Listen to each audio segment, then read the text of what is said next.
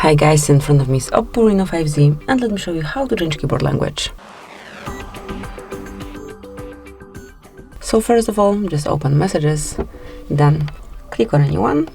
Obviously you can also open some notes or any other area where you can input some text and see your keyboard. So this is the one that we currently have.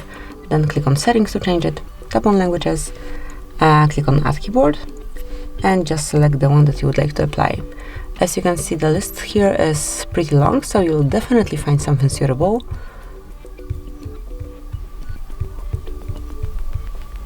And just pick the one that you want to apply. Let me pick Hebrew because it would be pretty visible. I mean, the change would be visible. Now remove unnecessary languages, go back, and as you can see here, you've got this current language. So that would be all. Thank you for watching. Please subscribe our channel and leave the thumbs up.